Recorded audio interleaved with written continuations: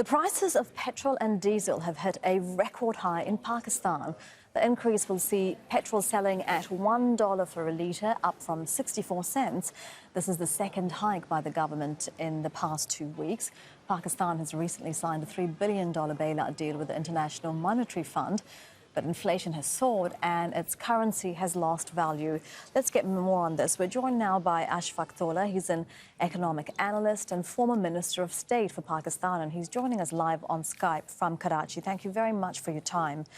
Pakistan is already facing one of its worst economic crises. Just how much strain is this increase going to put on people who are struggling with the high price of basic commodities? Thank you very much. Basically, in last 1 month, the petrol prices, the Brent has increased by 8.14%, and our currency has been devalued by 9%. So when we add it up it comes to around 13.5%.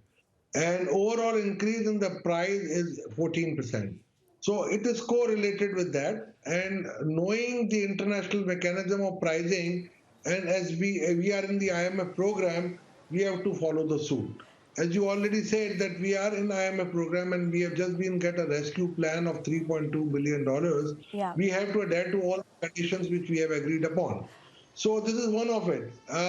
Basically, we have not increased the price. We have just mitigated the factors of devaluation of currency and international increase in the price. And all of which has an impact on many people who, as we've mentioned, are struggling with the high cost of living which they cannot afford. And as you said, the increases are in line with the fiscal obligations that Pakistan must meet in that loan for $3 billion with the International Monetary Fund.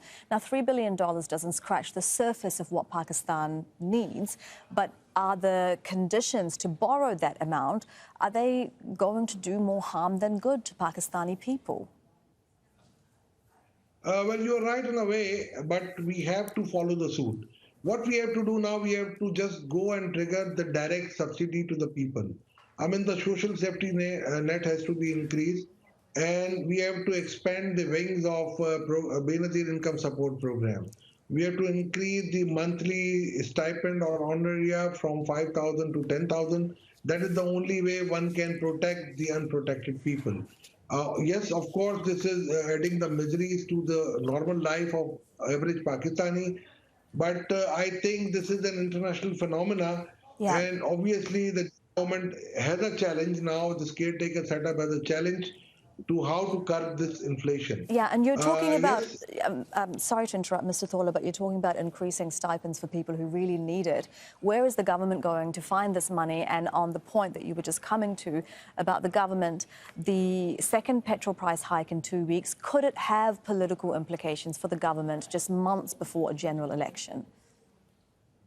Of course, it will be having a serious effect on the political part of the system. But as far as I am concerned, we have recently compiled a report on tax reforms. And we have identified new tax avenues, which is direct tax worth 2.3 trillion Pakistan rupees. So what we have to do, we have to do tax reforms vigorously. We have to follow it, and we have to introduce some measures to tax the richest and to give relief to the poor. That is the only recipe. But as far as Pakistan is concerned, we have got a huge base of parallel economy. So my recipe lies in managed parity and low interest rate. This is unfortunate that we are in IMF program and we cannot go for the right recipe for the people of Pakistan. Okay, that is the economic analyst, former Minister of State for Pakistan, Ashfaq Tola, joining us from Karachi. Thank you very much for your thoughts.